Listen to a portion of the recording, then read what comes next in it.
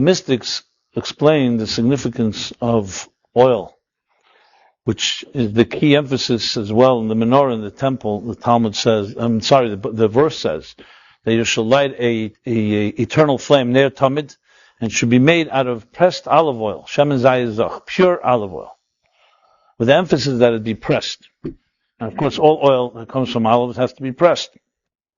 So, in the Kabbalistic literature, especially in the Zohar and the writings of the Arizal, and then later in Hasidic works, what big discussion about oil.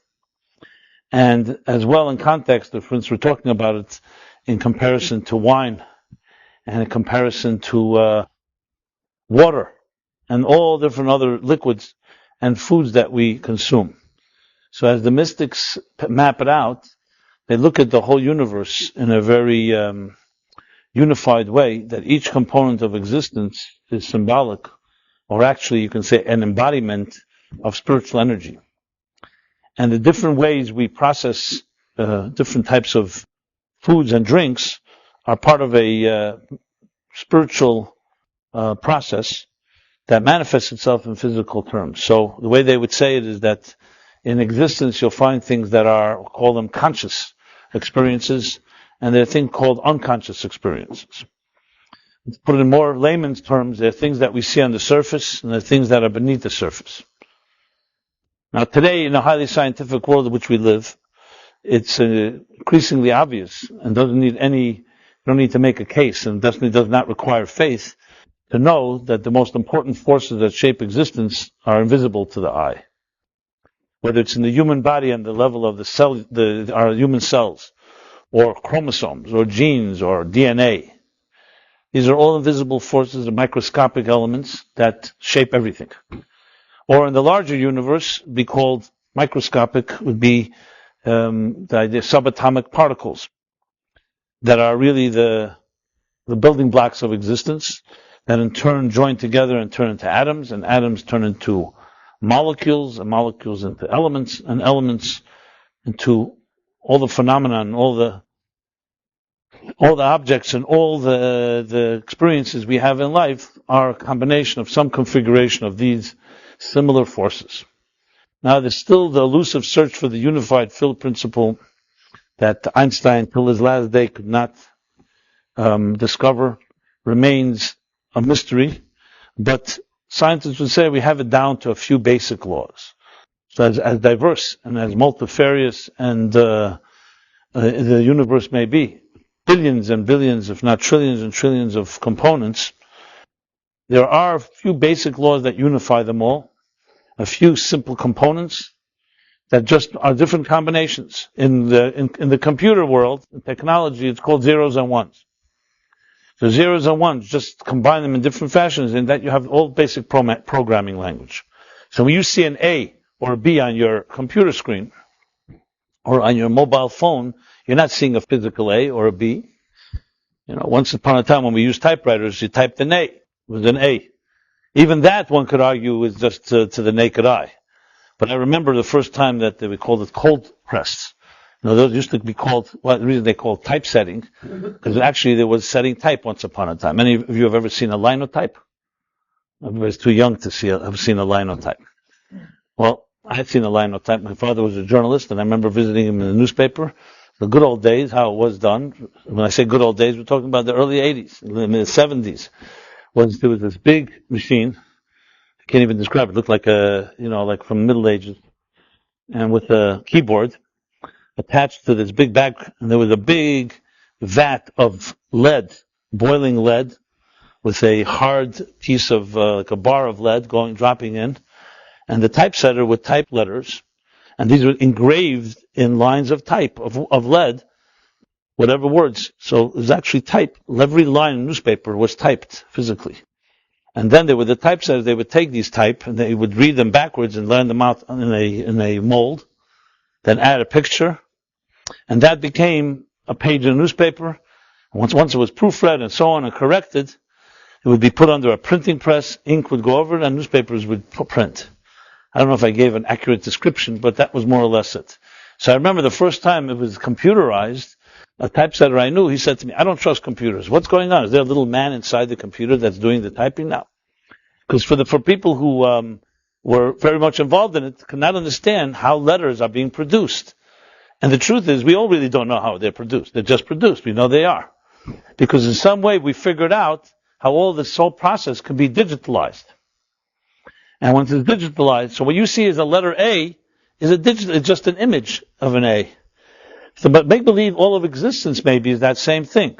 The surface that we see, the sky and the earth, the birds and the bees and the plants, mineral, vegetable, animal, and human being, maybe the outer surface is simply what we see on our screen, when in truth it's all about zeros and ones and inner forces that are shaping it.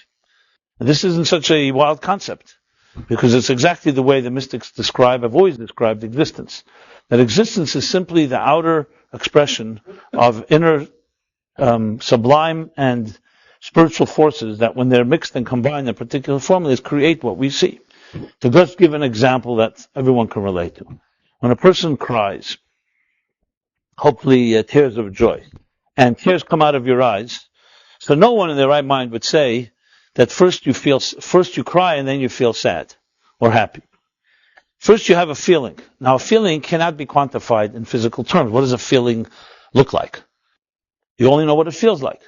We know sadness because if you've had sadness, you can identify and empathize with someone else's. Same with joy, love, and so on. But for some reason, when we do have sadness within us, it some way has some type of psychosomatic and physiological impact on us, that when it overwhelms us, it will build up and teardrops will build up in our tear ducts, and at some point that will burst open and erupt in tears. Now, scientists and researchers are trying to understand all the details of it and so on. But there's no question this is what happens.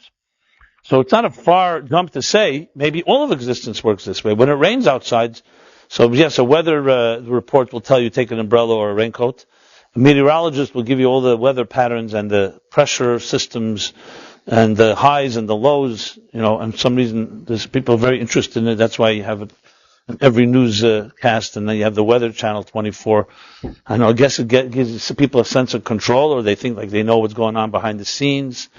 When really it comes down to just call up somebody in Cleveland, and more or less that weather's coming here, combine it with so on. I'm not trying to knock the doctors of meteorologists and so on, but the point being is that there are forces behind the scenes, and what we see is just the tip of the iceberg.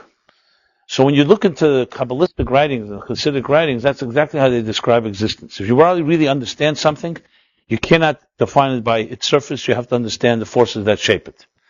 In healing terms, it means you don't deal with things on a symptomatic level. You deal with things on a root level. So symptom level is you have a cut, you put on a Band-Aid. On a symptom level, you have a headache, you take an aspirin or a Tylenol or Advil or the different names that they have. These are dealing with symptoms.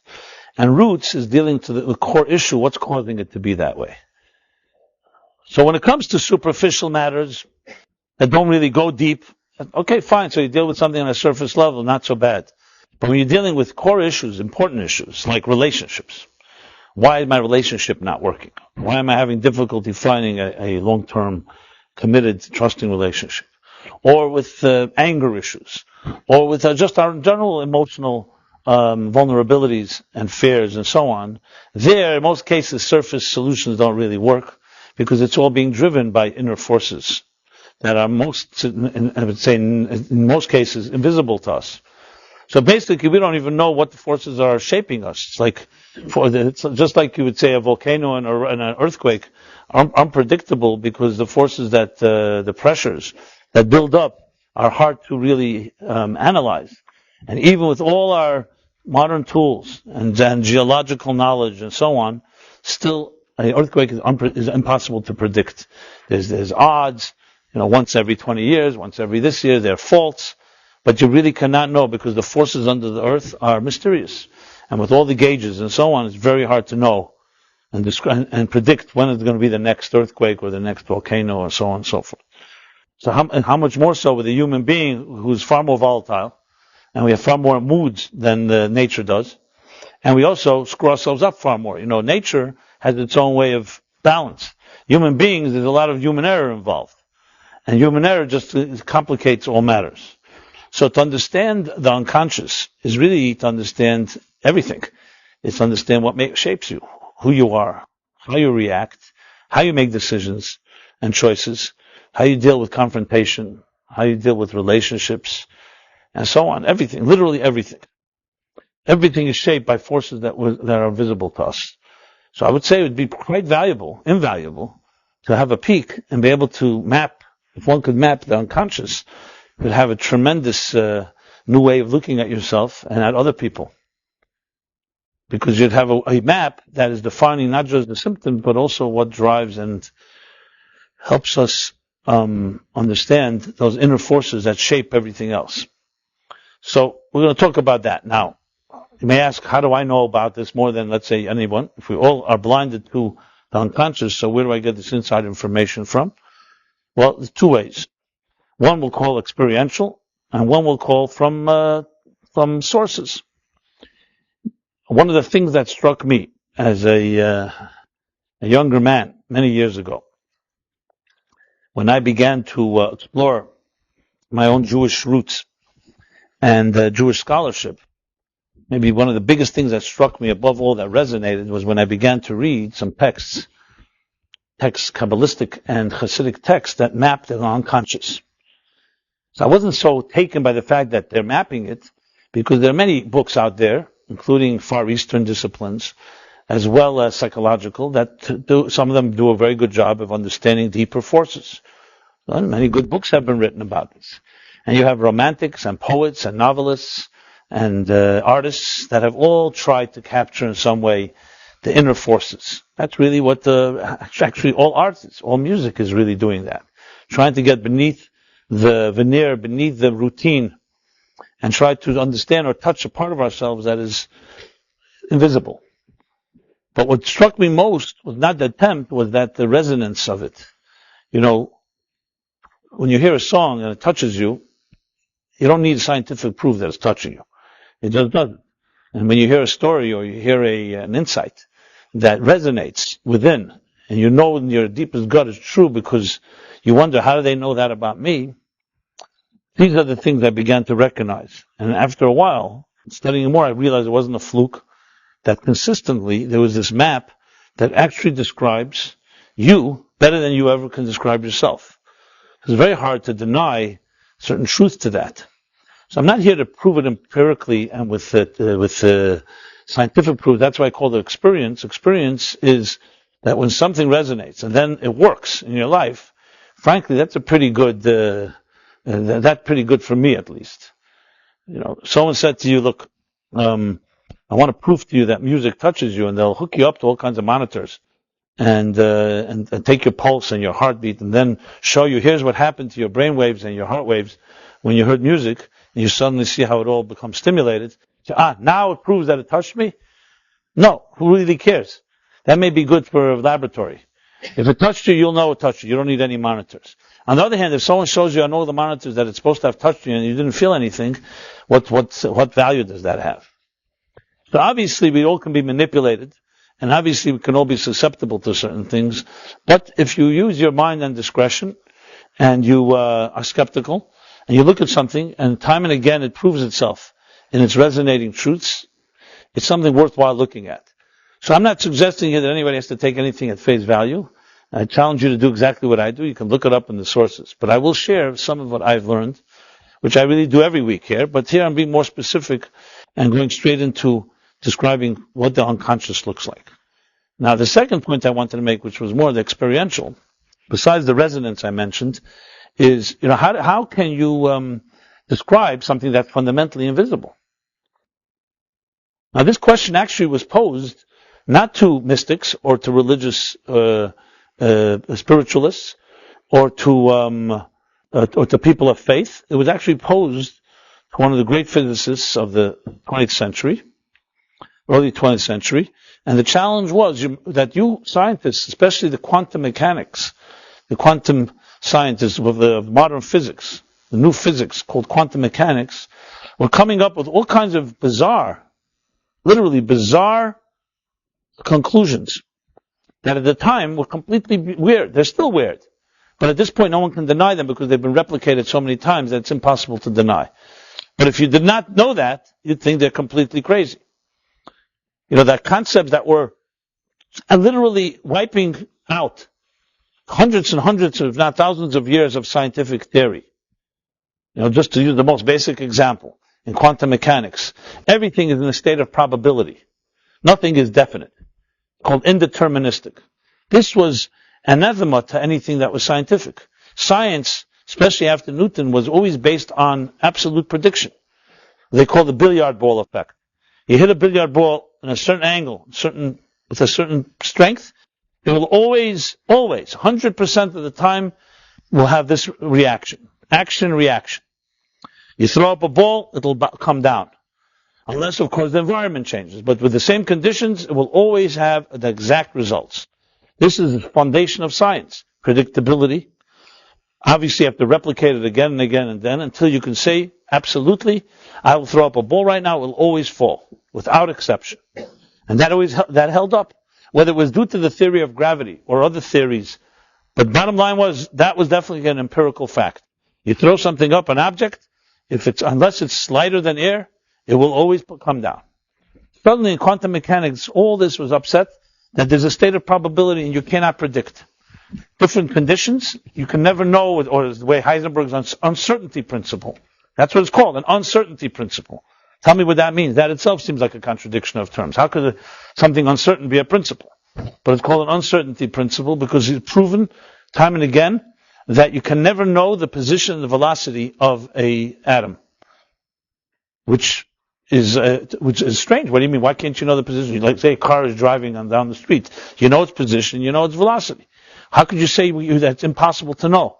And the point there is not impossible, not because we're lacking data or we cannot observe it. It's because even if you were there and had all the data in the world, it's fundamentally unpredictable.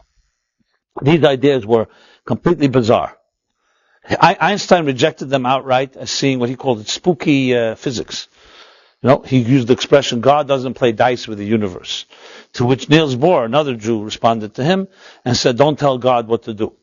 This was the discussion. So the point being is, one of the physicists was asked a question, I forgot his name, Lord, it'll come to me. He was asked the question, how can you come to all these conclusions? And they're bizarre. They're absolutely counterintuitive when no one ever even saw an atom, let alone a subatomic particle. Until this day, we've never seen an atom. We don't even know what an atom looks like. The model we learn in high school that it looks like a bowl of cherries, that's black and white, electrons, and surrounded by electrons, neutrons and protons, is just a working model to make it easy for us to understand. That's not necessarily how it looks. No one ever saw it. That's just simply a way of looking at the cluster. So his response was a classic response, and I'm using it particularly in the context of the unconscious.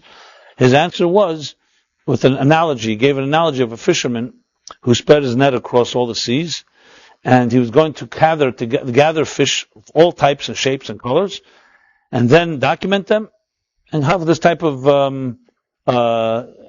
universal map of the fish in the sea. Anyway, he began documenting everything he found, and then he came to realize a very interesting conclusion he came to, and that is, of all the fish that he documented, of all the colors and shapes and sizes and so on, there were no fish that were shorter than a half-inch long. So he was about to make an announcement to the whole world, a brilliant thing. He realized that there are no fish that are shorter than a half-inch long. Now, you don't need to be a fisherman nor a scientist to know that there are fish that are shorter than a half-inch long. So his little child saw this conclusion, and before he was about to announce it to to the wizards of the world, his son, like the story with the emperor and no clothes, says to his brilliant father, he says, let me see the net you used. I myself have seen fish that are shorter than a half-inch. They look at the net, and yes, lo and behold, miracle. The net had spaces that were half-inch, the ropes. So all the fish that were shorter than a half-inch fell back into the water. So the scientist's conclusion was correct. He just had to qualify and say that when you use a net that has half-inch spaces, you'll never catch fish that are shorter than a half-inch long. But let's be honest, you don't need to catch fish to know that. That's an obvious conclusion. The point that he was making is, what instruments are you using? You're asking me to prove subatomic particles with what? With instruments that cannot experience that microscopic dimension. So then how do we come to the conclusions and how do scientists come to conclusions about something that no one can see, no one can hear, no one can taste, touch, or smell? Subatomics don't fit into any sensory, the sensory tools cannot observe them in any possible way. The answer is what's called in science extrapolation. You do it through the effect of the atoms. For example, if you speed up particles, so you don't see them, there's an effect that they give off. So though you don't see it, you see its effect. So either through very high levels of acceleration or high temperatures will cause something to change its properties. And then you see by the effects, you can see what it's like. So you don't see it directly, you see it from its impact, which is how we observe and understand black holes and so many other things. You do not see it directly, you see it indirectly. You see it by its reflection or by its impact on its environment. So let's apply this now psychologically to the quantum psyche. Is the same thing with the unconscious. And I'll use an example I've often used, which is take an imaginary invisible wall. There's a wall that is in your proximity, but you cannot see it. You have no idea what it looks like. But you know there's a wall there. Or you assume there's a wall there. And you can't shine a light on it, and you can't touch it. Is there any way for you to figure out what this wall looks like? Or if there's a wall? And if yes, what shape it's in? Yes, there's one way. The way is to bounce a ball off of it. You throw a ball, and you see how it bounces back.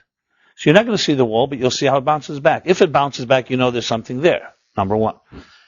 If it bounces back straight, so you know whatever that part of the wall must be straight. If it bounces back to the right, so you know it has to have a left wedge. And you keep bouncing and bouncing, at some point, you can get a picture of the wall through its, called through process of elimination, called in Hebrew, Yedias HaShlila, through the negative. You get a picture of the wall by seeing how it keeps bouncing back at you. So let's apply this in human terms. A truly trained and empathetic counselor, coach, what they call today a therapist, a psychologist, whatever word you want to use, what was once simply called a soul doctor. I didn't say a witch doctor, I said a soul doctor, which was really the essence of what a rabbi was, a soul doctor. Not an administrator, not a fundraiser, not a politician, a diplomat, and so on. A soul doctor. An expert on soul. So what is an expert of a soul able to do? Not magic. He knows how to bounce the ball off your unconscious. Which simply means that when you have a conversation with someone, so you don't know what's going on beneath the surface, just like that person themselves may not even know what's going on. But what you do is in the conversation, through certain pointed questions, or through certain leading the conversation into certain sensitive areas, you can see how a person reacts. So it's like the ball. How does it bounce back to you? So when you go to a doctor, a physical doctor, and you ask a doctor, you tell the doctor, I have a certain pain, let's say, in your finger. So the doctor will feel it, and feel that, then you get to a point where, that's really hurting.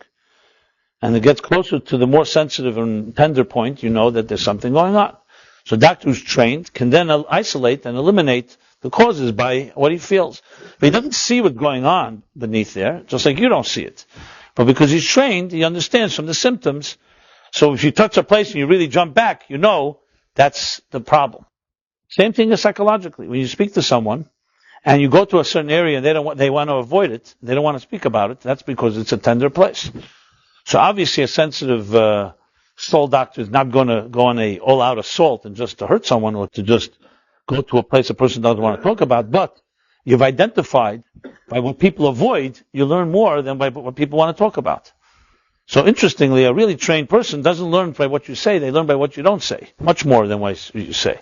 So when you, let's say, describe your problem, so you think that the person who's a wise person is going to learn from what you're saying. They learn 90% of what you don't say. They learn how you describe a problem, what you identify, because you're going to identify the things that are easiest to identify, the ones you're aware of. you won't identify the things that are most uncomfortable. And not even maliciously or intentionally. It's just the way that works. Just like when someone touches a very raw nerve, you pull back. It's the nature of the human being. In other words, our immune system, even our denials, are all indicators. So people usually think of denial as a negative thing. You're in denial, you don't even realize there's a problem. It's negative if you just stay there, stuck there, and you can't move from there. But it's not negative in context of indicating what's going on. Why are you in denial about that area? Because there's a reason. Because it's too painful. It's too difficult for you to deal with. That alone tells us something. Why is it so difficult? Why couldn't you handle it? Now, this is not automatic. This obviously needs a trained person, because it's not just a matter of having a conversation or two. It's also coming to terms of figuring out what to do about it. That's obviously the more complicated part. But before you do anything, you must have a diagnosis. And you can't have a diagnosis of a person's unconscious without bouncing the ball. So there are two ways that we learn about this unconscious. One is actual texts that talk about it. And there are actual texts that discuss the unconscious of a human being, and as we'll soon discuss, the unconscious. And then the second aspect is observation, or as I said, experiential, by engaging in conversations, by learning from experience. And you can learn much about yourself when you realize these methods and techniques. Obviously, at the end of the day, there's always a third component that's necessary, and that is objectivity, which you can't really provide yourself. You have to have someone else who can help present or approach and look at something without the blind spots and without the biases that each of us has.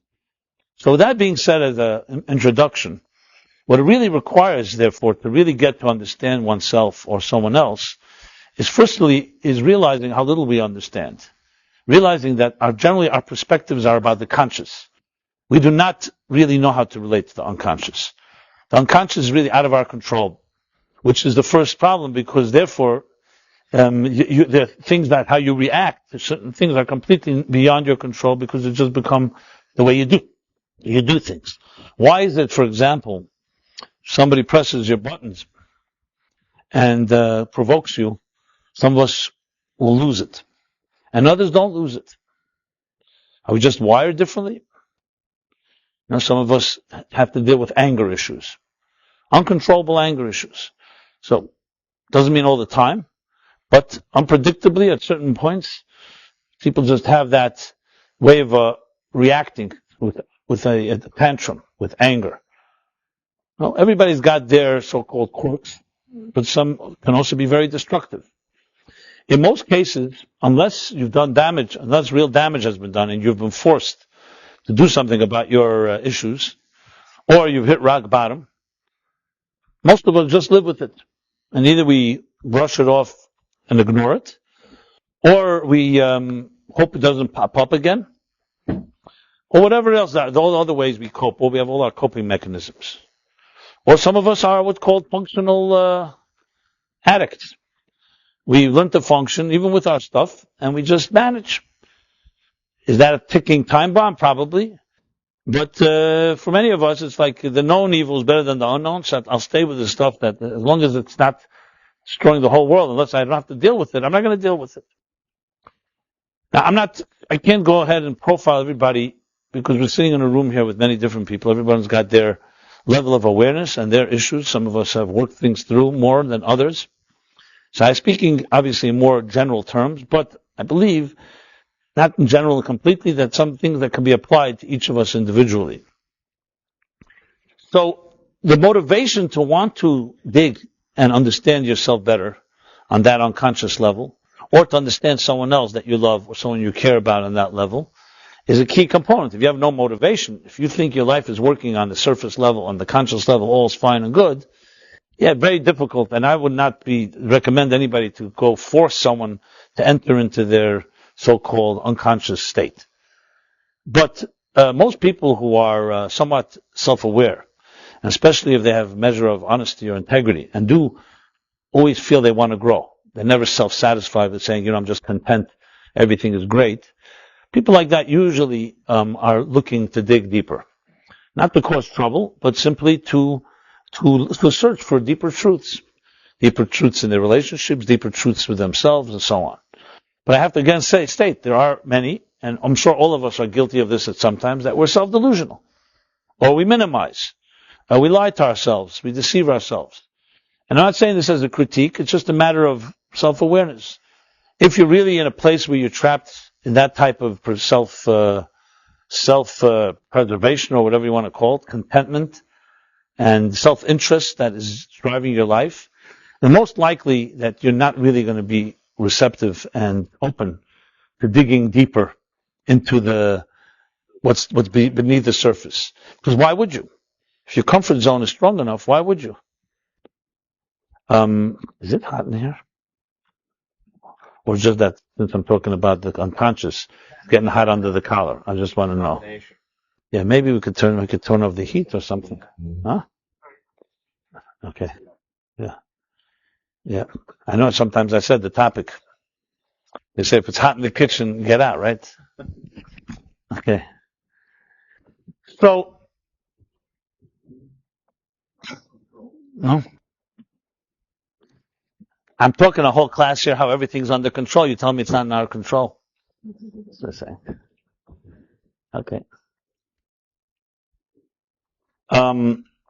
So, that being said, I gave that first disclaimer or the first opening statement that after the introductions I've given, that's a critical component. I could testify to this personally from many experiences I've had. People come speak with me about all kinds of matters. And as much as people profess that they really want to hear the whole truth and nothing but the truth, and they want to really be open and so on, because who's going to say, listen, I'm self-delusional, I don't want to hear the truth. I mean, you don't find many people who just declare that up front. No. At this point in my life, very little disturbs me. But so this is just important to state. When I said when people tell me that, I have to make my own judgment. Not that I judge anybody, but I have to make an assessment. Sometimes you come to realize that a person, as much as they declare their openness to everything, many, I would say, that are not really that open. And I usually don't tell somebody if I recognize that, because there's no reason to hurt them. I try to hint it, or I try to suggest, are they really open to another perspective? And after a few tries, if a person is simply not open to another perspective, they have it all figured out, obviously I say to them, listen, if you have it all figured out, what do you need to speak to me about? Just do what you're doing. And so until a person acknowledges that, like, why are you coming for advice if you have it all figured out? But people do that. One of the reasons people do that is because they want validation. They want to basically, you to agree that they're not the problem, that someone else is the problem, or something like that. And if you don't agree, they don't always like that. So you have to know how to figure out how to tread gently. And as I hopefully, as a person of integrity myself, I try to do the best. But there are situations where you simply have to say, I don't know really what I can do to help you. I mean, I'm more than happy to talk. But at some point, a person has to be open to something different if they really want change. You can give advice and so on and so forth. And then, like one therapist once told me, and she said to me, she's a pretty top, high-paid therapist, and she's not a believer in real healing, to be frank. I said, so why are you taking money from clients that there's no real healing at the end of the line? She says, listen, some people need someone to talk to. And no one wants to talk to them. They have to pay for someone to listen. I mean, she didn't say it quite so bluntly, but that was essentially the gist of it. And in her mind, she feels she's helping with that alone, just offering that camaraderie. I said, why don't you suggest to the person to find some real friends that they don't have to pay? You have you have a little conflict of interest here. Why? Well, if you have a paid friend, why do you need an unpaid friend? Basically, you get the idea. Now, I'm not exaggerating it, because this happens to be true in some cases, and but I'm not here to criticize or vindicate or condone or in any way. Everybody's got to find their right therapist if they think they're good and they work for you, by all means. But unfortunately, nothing works if a person doesn't want it to work. Nobody can help you if you're not open a little.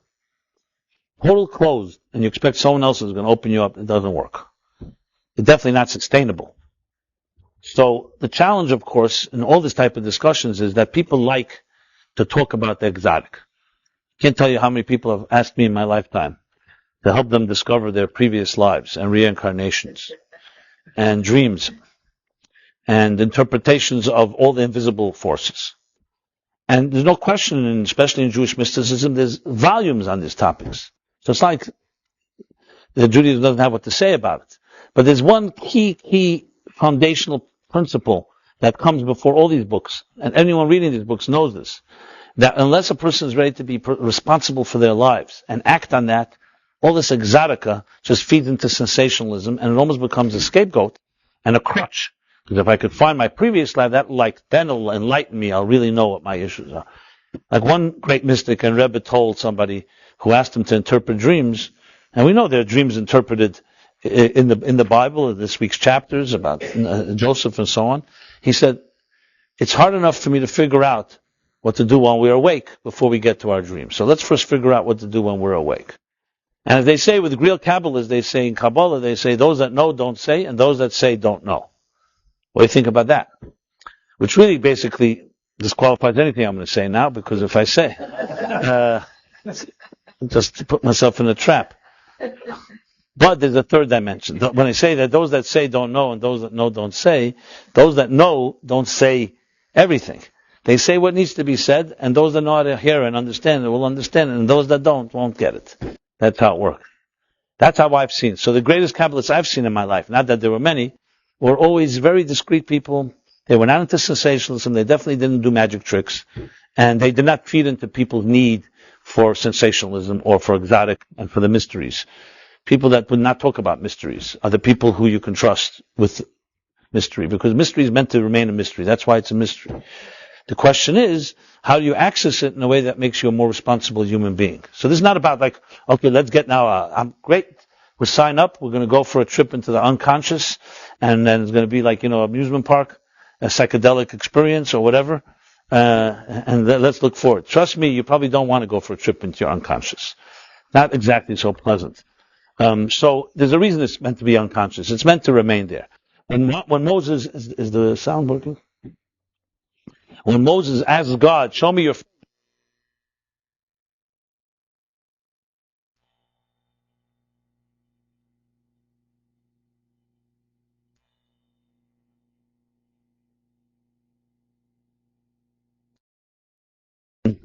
We may have to cancel this class.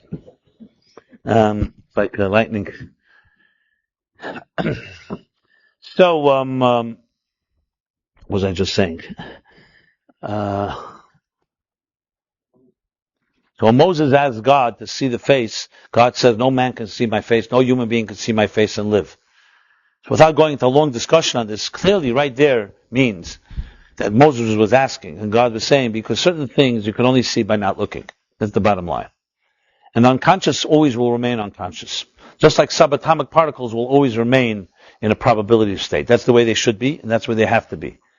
The problem is our insecure psyches and the insecure world that we live in has difficulty accepting there's some things that you cannot control.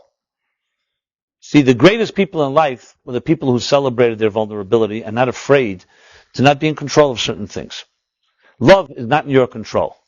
But we live in a paradoxical world. We want control over it, over something that's not controllable. And that alone is the source of much misery in relationships. You're trying to control something that's not controllable. Because the nature of love is emotions, and emotions means there's vulnerability and there's unpredictability, just like the subatomic, it's quantum.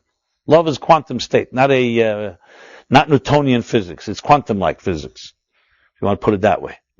So, in talking about the unconscious, therefore, it's critical, all these so-called axioms that I'm stating here are all part of the actual discussion. I know you all think this is like introductions, you can't wait, let's get into the unconscious, but these introductions are more important than the actual discussion, frankly, because they tell you the tools, how you access it, and how you tread, and how you relate to it.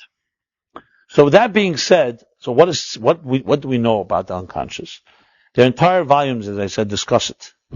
And I can tell you what books they are. But trust me, if you read it, you probably won't relate to most of it. Not only because it's in Hebrew, and not only because it's cryptic, but even if you're able to interpret it. And even with a good teacher, it's because you have to earn your way to enter. That's the key. You see, in the material world, on the surface level, how do you earn your way?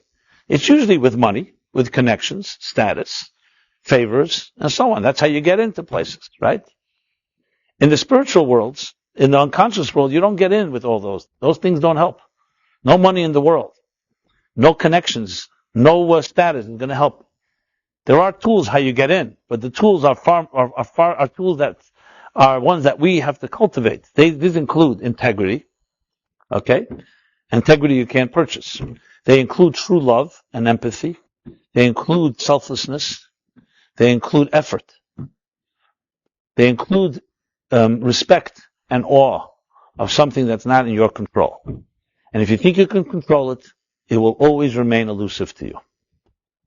It's when you let go, is then when your unconscious begins to speak to you. So in a way, the unconscious and the conscious are actually at odds with each other.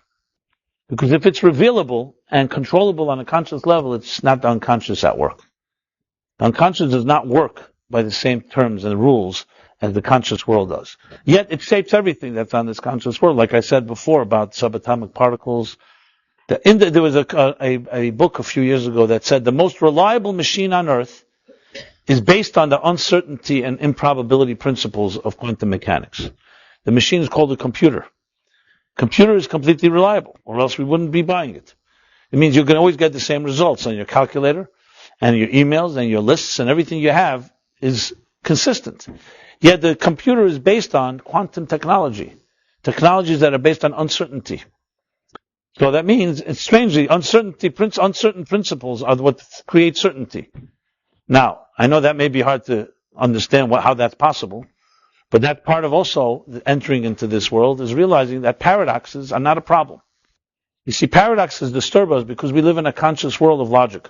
And everything is like, 2 plus 2 is 4, and it's not 5. Someone said 2 plus 2 is 4 and 5. It throws us on a loop. But it throws what in a loop? It throws your conscious in a loop, not your unconscious. Your unconscious is very comfortable with paradoxes. As a matter of fact, most of life is paradoxes. Look at your behavior. Most of our behaviors are very paradoxical. And we don't have big issues with that. We don't like paradoxes that are outside of us. But we ourselves are walking paradoxes. You feel one thing, your mind says another thing, and you do it anyway, even though it's supposed to not be good for you. How many times do we do this a day? Where your mind, clearly this is not the right thing to do, and you do it anyway. Tell me that's not a paradox? So when you look into these books, when they map it out, part of it, as I said, you need to know what tools and instruments to use as you enter. So what does this unconscious look like? So I go back to what I was speaking about Chanukah with the oil. And here's how they explain it. I mentioned the surface level. So the value of the surface is because it tells you can observe it. Like I said, you see tears coming out of someone's eyes. If you're sensitive, you realize those tears indicate a source, a cause. And that cause is sadness. And then so you address what's going on beneath the surface. So in other words, everything in life really are indicators. If you're able to look at your conscious life, literally the things you do today, walk around, where you've been to, who you visited, what office, work, home, everything you did are all indicators. None of it is really a power of its own. Now this takes a lot of training to come to those terms because we think, what do you mean? The things I do, that's what shapes my life. That's true, but that shapes your outer life. They're all indicators of an inner world that's at work. Someone who's truly trained sees in every experience some inner force, some inner story, some deeper choreography, if you wish. Some people call it Haggacha Pratis, a map. Sometimes we see it very visibly. You meet someone, you think you're meeting them for one reason, and you end up becoming very close friends, or something comes out of this meeting that you never expected or planned. They call it serendipity.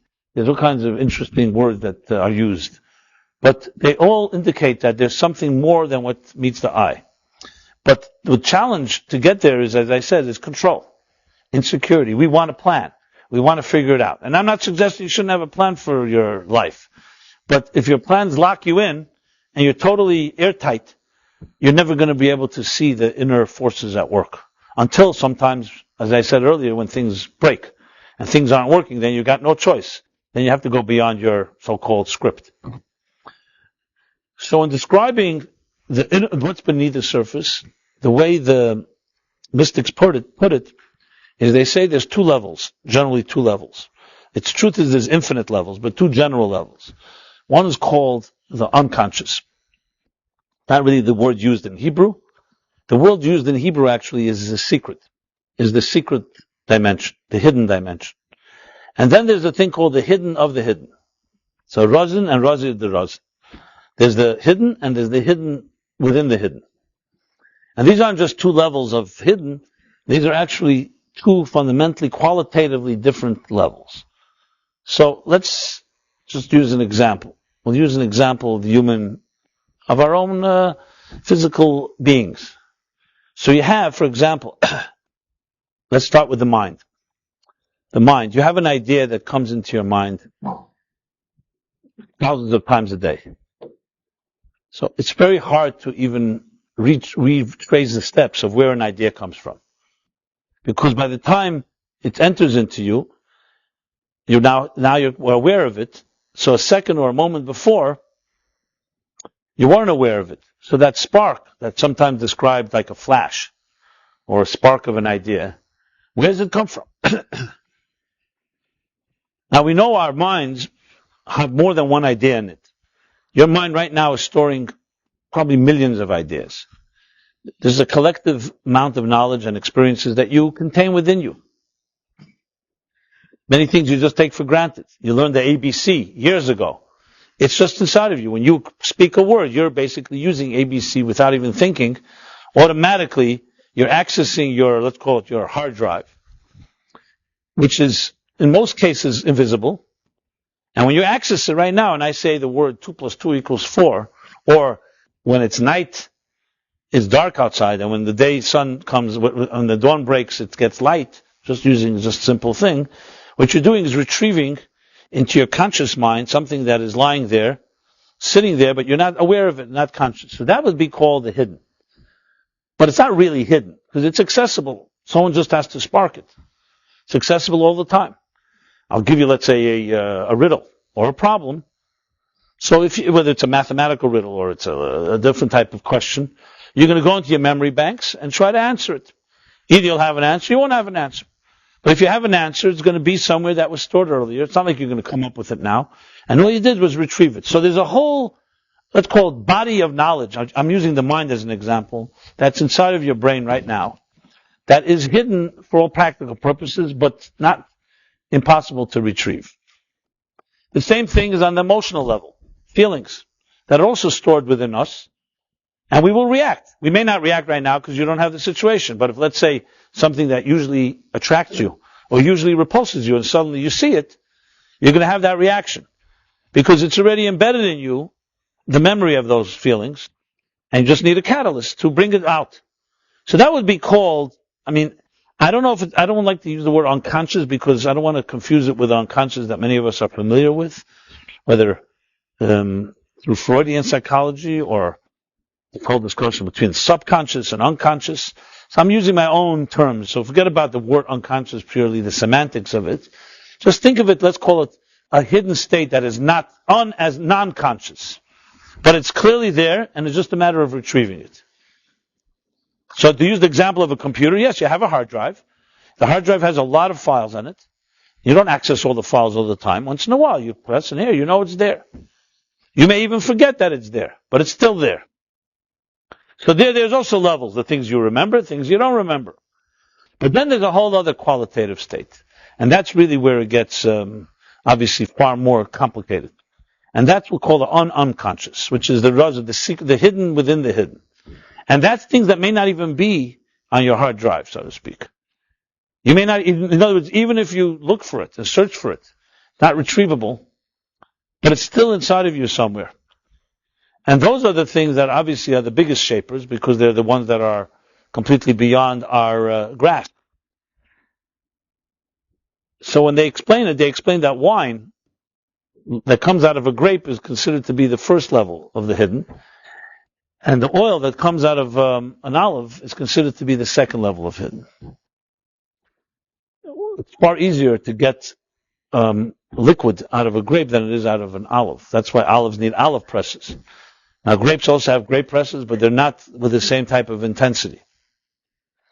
Now, what's the idea of the pressing of an olive? So the Talmud says, Hazayis, the olive, does not produce oil until you press it. Which is essentially, in simple psychological terms, that most of us do not produce the best we have until there's pressure. There's a deadline, there's a competition, there's something that is, some tension, something resisting that's causing you to surge forward. If you don't have that so-called resistance or tension, you're not going to get the best out of that person. That's why with athletes, they have to have very good competition to bring the best out of them. So they have the drive to want to overcome. You have to run back in order to jump forward. So you always have to have that type of deeper tension to bring out deeper strengths. Which is why, if you really want to access deeper energies in a person's unconscious, one of the key things is you have to be ready to be challenged and ready to be pressured. This doesn't necessarily mean a negative or unhealthy pressure.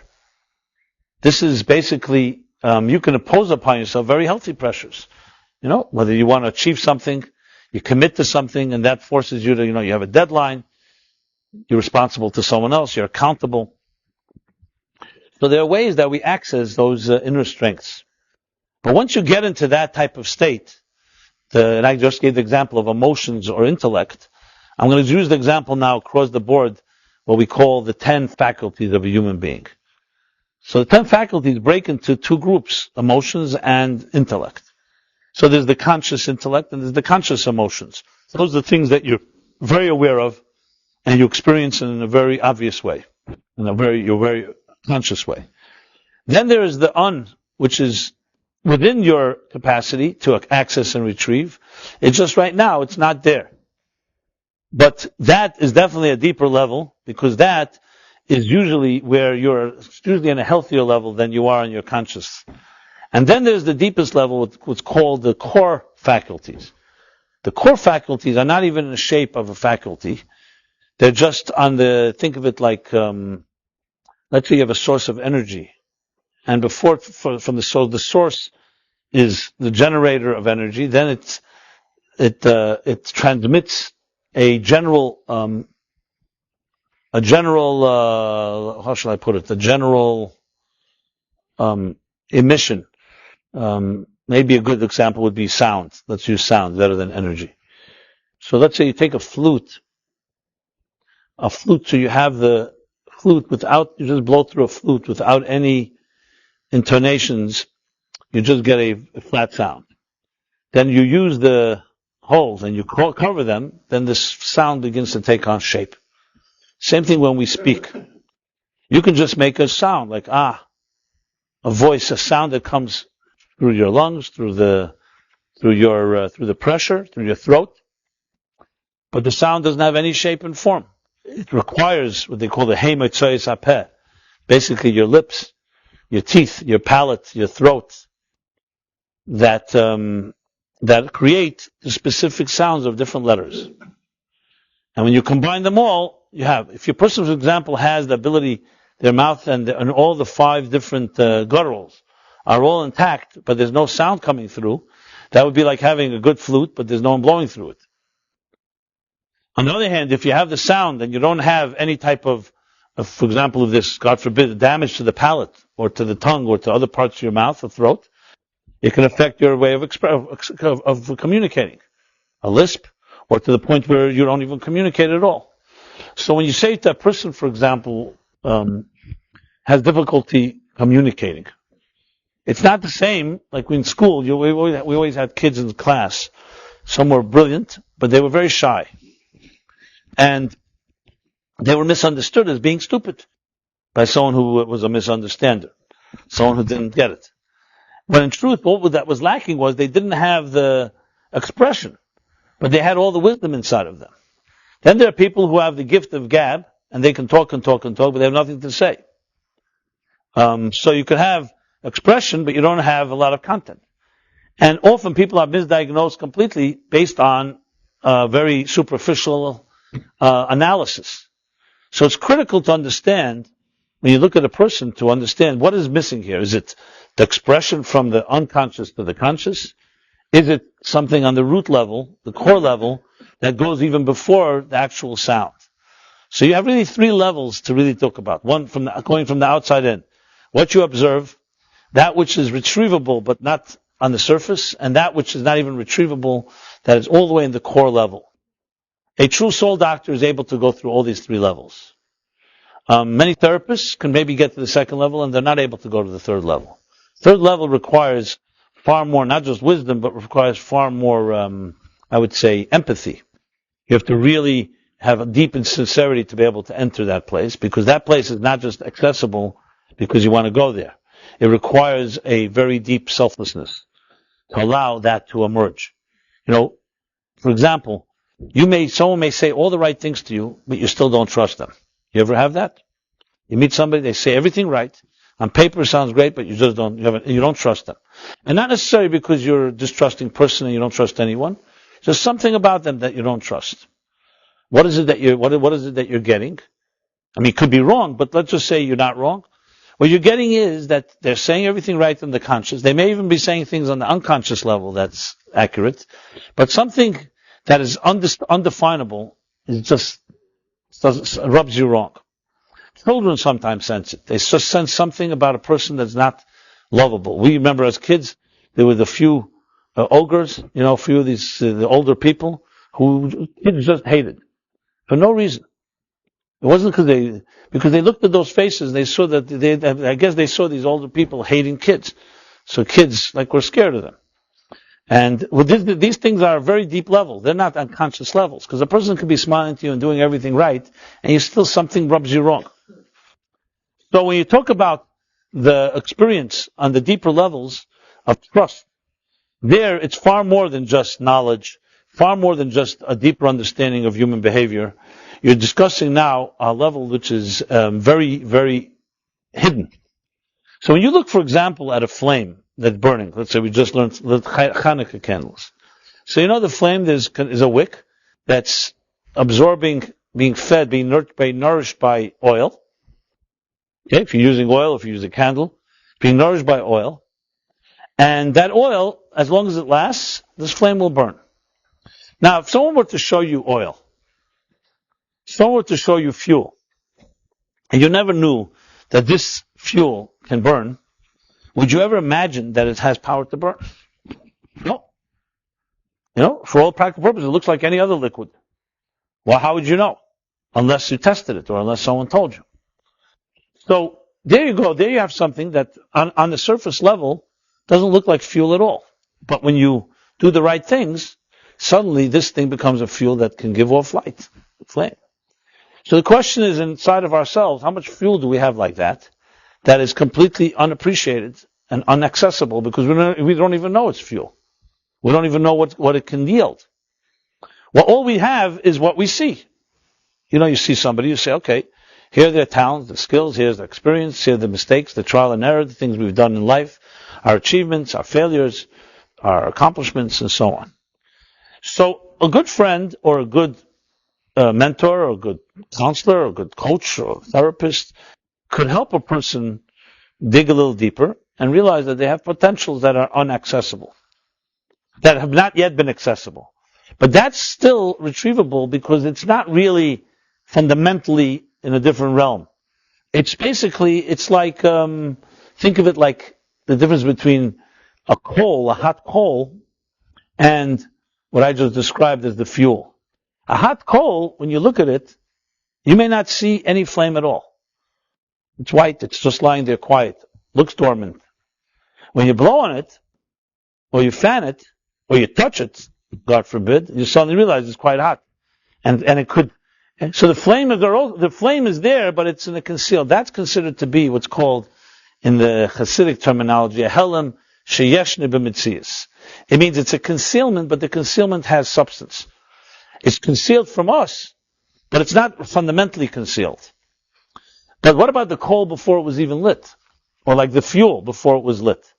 Then it's in a state you can blow on it, you can fan it, you can touch it, and it will not give you any flame. Or another example sometimes is the flintstone. A flintstone. Flintstone doesn't have any, you can break open a flintstone, you're not going to find a flame in there, or a spark.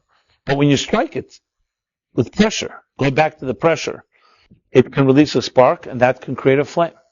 The interesting thing is you throw a hot coal underwater, it's going to be extinguished. You throw a flintstone underwater, it doesn't lose its spark. It doesn't lose its flame, because the flame doesn't have what's called substance. So that's called a concealment, or an unconscious that's has no substance. But it's absolutely there. The only thing is, to get it out of there, you need a lot more pressure and a lot more effort. But it's clearly there. So when we look at a human being, and you talk about mapping, you map it in these three steps. There's the conscious, what we know, what you see. There's the unconscious, which is not visible, but it's like the flame is hidden. But it's existent. Like I said, the hard drive, it's just a matter of retrieving it. Sometimes retrieving may not be easy. I'm not suggesting it is. And then there's a whole level that is not even in the category. You can't even call it that it's in any way accessible without some type of special effort. Now, the purest you is on that third level. That's the purest you. That's actually the part of you that nobody could have ever affected, because, as I said, even if they throw your spark underwater, it's not going to be extinguished, because it's not subject to the conscious forces. The unconscious is subject to conscious. You could, as I said, you could extinguish it, you could access it, and so on, because it's in that realm. So there's a part of us, the good news there's a part of us that actually is never damaged goods, no matter what happened on the conscious levels, or even on the unconscious levels. So when we talk psychologically about, let's say, a child growing up in a dysfunctional environment, or any form of abuse, or any substance abuse, and so on, things that have affected our lives, from a Torah point of view, they affect the conscious and the unconscious at most. They cannot affect the unknown, because the unknown is not subject to your actions. So essentially, you have a part of you right now waiting to be released that probably has never been touched in a real way. Now, I'm not saying never. When we have real experiences of love, or for that matter, pain, they can touch that place. But it's just a touch. It's not really, you're not actively living on that dimension. So essentially, the real you, I say real, intentionally, the double real, not the real you. So there's the outer you, there's the real you, and there's the real you. Let's put it that way. The real you is probably, most of us have not seen much of. And when you do, you know. Because those are real moments of truth. Those are real moments where our undeniable true experience takes place. And in most cases, it's a very humbling experience. It's a state of sense of awe. Your ego is not in play. Your self-interest is not in play. It's a very profound type of experience. And in most cases, it happens unexpectedly and probably unplanned. But it's always there. The whole point of Torah and all its mitzvahs and all its exercises and methods is to access that third dimension. But you can only get there through the first two, because there's no way in. How could you get in? You have to use your conscious tools to go there. You have to want to go there, which is why I preface so much at length in the beginning the prerequisites that are necessary to begin this journey, which included some of the things I said earlier about selflessness and about how we have a need for control and stuff like that. So basically, all the things you consider your strengths, I can't say all, most of the things you consider your strengths are probably antithetical to entering into the real you. I know that may sound a little harsh, but it happens to be true. Which really means that the so-called projected you, the you that you project to the world and to yourself, and even the you that remains somewhat concealed but not inaccessible, is I would say an outer dimension of what you're really possible and capable of. And when you throw into the equation all our social interactions that reinforce all the time your projected you can imagine that the script and let's call it the profile that you see yourself, if you were to fill out your profile, is a very far cry from that real you. Now, the interesting thing is the goal here is not to enter to that third place and stay there. The goal is to take that and bring it outward.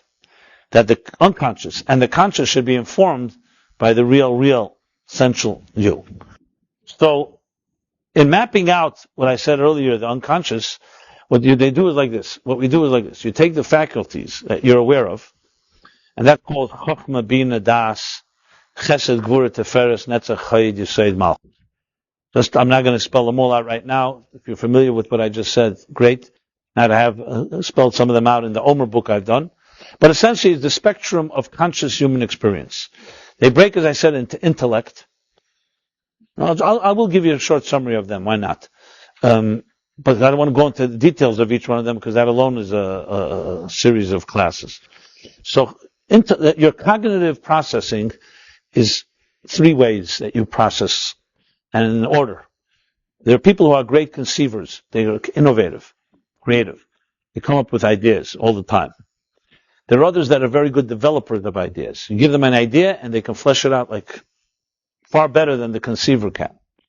Usually people who have chokhmah are not necessarily good at bina. And people who have bina are not necessarily great chokhmah. So chokhmah would be the conceivers, and bina would be the ones that really develop it into detail, break it down, implement it. And then there's das, which is a third cognitive tool that comes at the end of a process. That's like people who get it. There's a certain dimension, intangible, where it's almost like aha type of thing. Where aha, I get it.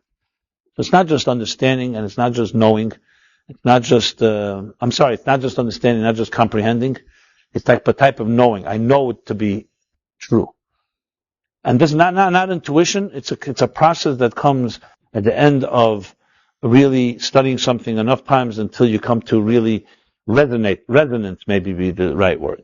And then there's the 7 emotional emotions, which briefly are love, or attraction. And then the antithesis to that is repulsion, or love would be being drawn to something. Gvura would be moving back, withdrawing, holding back, withholding, like discipline. Then you have compassion or empathy, and you have fortitude or ambition, and then there is humility or yielding, there is bonding, and there is dignity. Each of these, of course, is a world of its own, and if you want to know the profile of a human being, what you want to do is create the configuration of these 10 and how they interact with each other. Because we all have the 10, but we have different measures of strengths and weaknesses. Some of us are strong in one and weak in another. And then there's how they interact with each other. Some people are very good at chesed, love, but they don't know how to stop the flow. They don't know when to stop. They have their foot on the gas all the time. They don't have any brakes. And then there are people who only have the brakes. So it's all about a proper formula, a proper combination, blend of these spheres. Now this, what I described as conscious, this can be mapped out, but you can, more or less, with the right questions, actually get yourself a very clear picture of what you are on a conscious level. You could find out how strong you are in chesed, how strong or weak you are in gvura, teferes, in each one of them. That's one level. But that only gives you the you as you know yourself. The next part of the map would be layer 2, which is what are the hidden forces that are not completely inaccessible, but shape. Like, why do you love this way? Is it genetic, because you were born this way, or is it because you adjusted and compensated for things in your life? So that's why you developed a certain way of being chesed, a certain way to love, certain gevura. Some of us have been hurt, so we have a lot of defenses up, and we don't let people in. They're not necessarily natural to you, it's just what you developed. So there's a whole second map which gets into the roots, the root causes of why your conscious faculties are functioning a certain way. And then there's the third map, which is obviously the most complicated one, and the one that needs the most training, and really to be able to get a sense, and that's the you that is beyond even the parts that have shaped you, and the root of your conscious. This is like who the quintessential person you are. If untouched by anything, what would the freshly fallen snow look like? And there too, each one of us has our own map of what your faculties are like, and what your potential is like. It's like the fuel that has not yet even ever been ignited. So you have the so-called software, the hardware, and you have what's even behind the hardware. in that level. So, in describing this map, as I said, there are different names for it. I mentioned a few of them. But above all, what I would like to say that I leave everybody here with, and leave myself with as well, is it's not an overnight trip, a journey. It's not an overnight course that can just teach you how to do all of this. It's steps that are required, and if you do them consistently, you can develop and understand yourself in a completely new way. Literally everything. How you react to things, how you don't react, why you get upset, why you don't get upset. A way of understanding yourself and everyone around you. So I would suggest the first steps is really what I said earlier, is you have to realize, and you have to be open to realize that what you see is not what you get. It's the first step. It's just simply knowing that the outer experiences, the projected experiences are one level, and there's always something beneath it. As I said earlier, if you're not open to that, I really don't know how you can go on this journey, because what's going to compel you? So that's one thing, is simply exercises, which is why we have, for example, in the Jewish tradition, we have days, we have moments, we have tools to do this. In the morning when you wake up and you say Moda Ani, you acknowledge for God for returning my soul to me. Or any other time of prayer, which is like an oasis in the day. Or Shabbat, which is once a week. These are all moments and times that are designated for you to create some type of space so you can focus on this. Because as long as you're on the merry-go-round and running at 90 miles an hour, you're not really able to even see anything beyond the moment. It's all a whiz. One big whirlwind. So you have to somewhat stop the rush hour. You basically have to slow down slow down your faculties that are in high octane drive, be able to stop and look. And then, of course, having good friends and good community, family, or people to talk to are all part of the tools that help a person look at that part of themselves and begin to travel inward. Then there are obviously experiences to go to the third level that are harder to do, but I would not begin there without first getting to the second level. You can't go to the third station without the second station. But the first thing is simply creating such a discipline in a person's life. And the discipline can take on everybody can have their own formula for it. I mean, I'd be happy to help anyone if they're willing to start to do this. You can make suggestions, but I would rather make those suggestions that are really more personalized and customized, because there's no one size fits all. But there's many things you can do on your own, and obviously it's simply stopping and slowing down or creating that space to get to that type of level. Now, as I said before, because of subjectivity, it's always helpful to have a guide or someone that goes along with you, or you can have a sounding board, serve as a sounding board. I will say, however, that this doesn't mean you have to wait months or years before you get to the third level. It just means that you need to begin creating some discipline, some space. Then the third level begins to speak to you far more than you think it does. You see, it's almost like a child that's in hiding, will not come out until you're ready for it. Like when the student is ready, the teacher will come. There's no way you can force it, because that part of you remains essentially undercover, waiting for you to be, humble enough and vulnerable enough and courageous enough to access it. So you can't yank it out. It's going to emerge as you apply your disciplines. But there is a map there, and the map goes back to the 10 spheres that I described, the 10 spheres of structure. And the map is spelled out in specific detail. If you have a copy of the Omer book that I've done, you can look at it right there. It's pretty much mapped out. So you just get a lay of the land, so to speak, of what you look like. What do you look like in the mirror? I don't mean in the physical mirror, in the spiritual mirror, in the psychological mirror. So, coming from Chanukah, when we celebrate the flames and the lights, Chanukah is about bringing out that deeper dimension of the oil within each of us, and realizing that we have within us fuel you may not even know is fuel.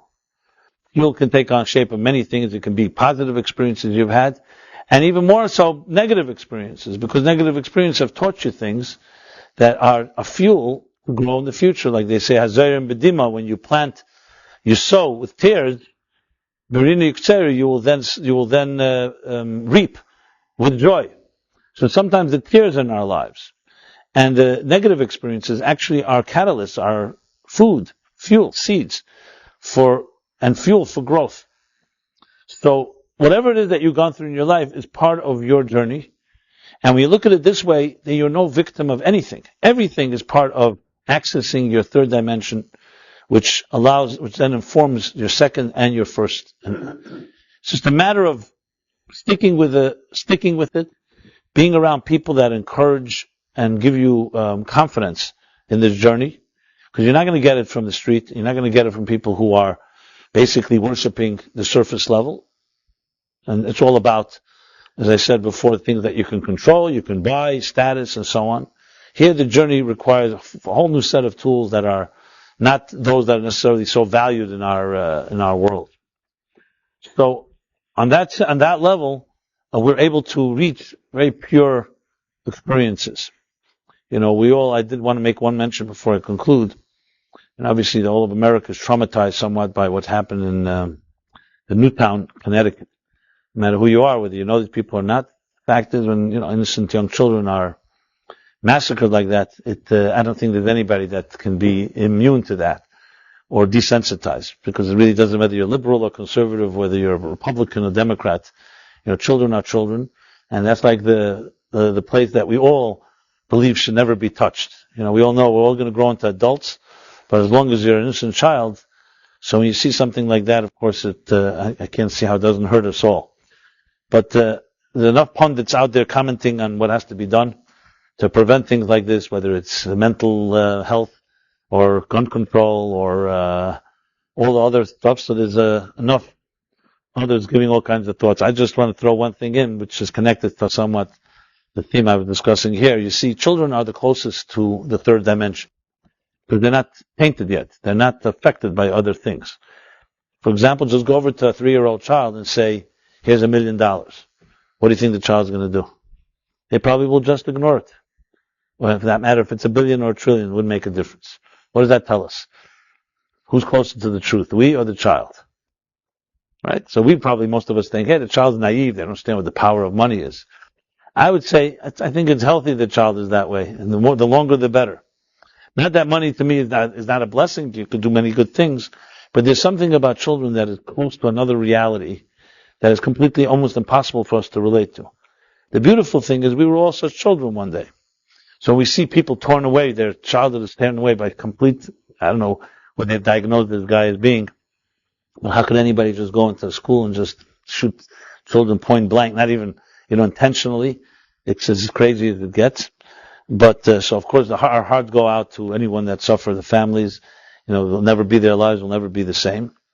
But I have to say, at the end of the day, from a Jewish perspective, we read this week's chapter, we read about a boy that was once, thousands of years ago, almost killed. By whom? By his own brothers, actually. And instead of that, they ended up selling him into slavery. And you learn a lot about it. We still remember this boy, thousands of years later. Because what he did was he did not become a victim to his challenges. So, as mysterious or as strange as it sounds, and it's not a blessing in any way, the key is to become stronger through our pain. And to learn that what we have to cherish, the value, the things that we usually ignore, I'm not saying it's good news, but it's interesting to see how America suddenly wakes up and says, what really matters. I have to say that President Obama said it right on target. If I was arrogant, I think he took it out of some of my articles that I wrote a few years ago. And that is that if you don't protect the children of your generation, you failed, period. It makes no difference what else you've done. Because what else do we really have that we can protect? And I'm not getting into the politics or who said it. By me, it's like someone says something, I'm not getting into. The fact is that's, to me, the truth. And the true measure of a society is the welfare of our children, which is really the welfare of our families. Everything else is absolutely temporary. It's nice. It's great to have a high standard of living. It's great to have a lot of gadgets. and all the toys and this. But what is it worth if children's lives are ripped away? What all technology is worth?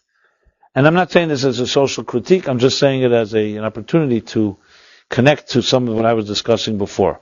What Jews always knew, and they suffered greatly, and Joseph suffered greatly. We suffered, but we never became sufferers. We learned to figure out how to access a deeper part of ourselves and to become more dignified, even in the face of indignity. And it's not like we want to, and it's not about anger or revenge. I have no doubt, I don't know what his diagnosis of this Adam Lanza is, but regardless what they'll figure out about it, I have no doubt that we live in a world where life has become devalued. I remember it was 1979. There was another attack by a woman in San Diego. What was the name of the school? I forgot. So one Monday morning, she just took her rifle and started shooting kids. And she was caught. She did not commit suicide. And you know the thing that she said? This is documented. Check it out. She said, Mondays are very boring. And I thought this would liven things up a bit. Now, I know when we hear that, it sounds like, is she healthy, not healthy? But there's something about our society that has livened things up, what about that life has become devalued. And I think it comes down to how we see life and the dignity of life. And let's be frank, the fact is that whether we like it or not, we're all part of the problem in the sense where the media and the whole perspective of life, violence and stuff like that has become very frivolous. And in a way, it's due to the gift of freedom and prosperity and comfort zones, but that has created deep apathy. And sadly, it's sad to say, but when we were suffering and oppressed by others, we valued life more. When we were free, I guess we start taking for granted this thing called life.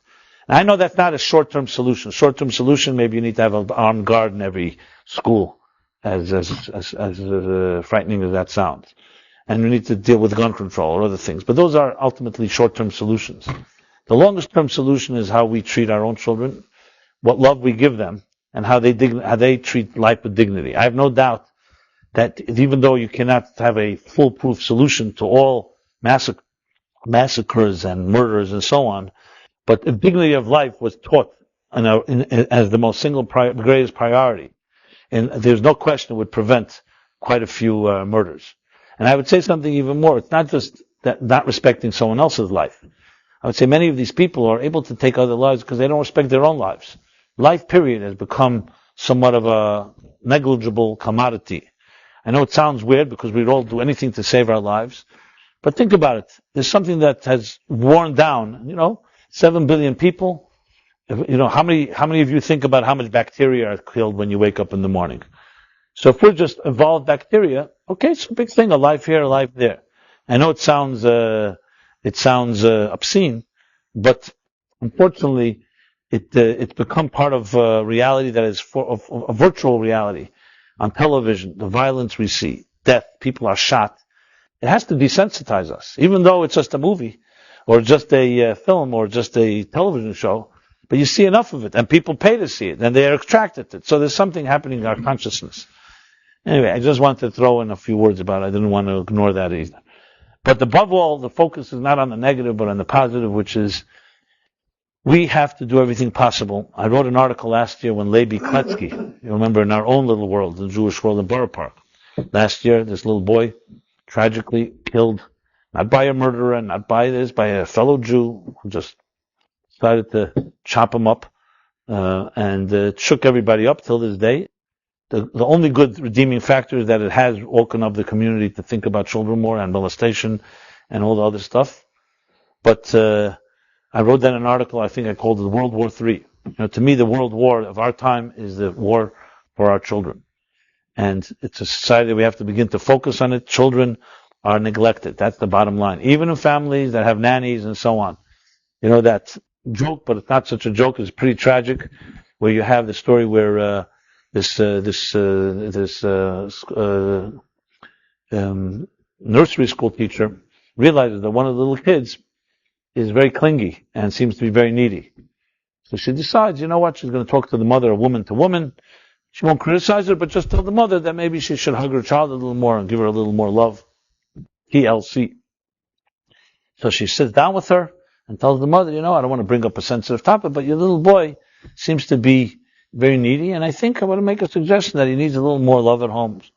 So the mother, without flinching, without blinking an eye, she says, yeah, something's very true, because the therapist told us the same thing yesterday. And so I told our nanny that she should start hugging the little Charlie more. That was her response. So she has a nanny doing the hugging. I understand the value of nannies, and I understand that everyone is two working parents and stuff like that. Sometimes you ask parents, so why are you working? Give security to our children. And I say, well, one second, maybe you're like taking away security while you're giving them security. Security means money. So I'm not, again, every situation has to be assessed, and I'm not suggesting that people shouldn't work and try to work, but we have to end up, time to time, just like in business, we have to review all our priorities.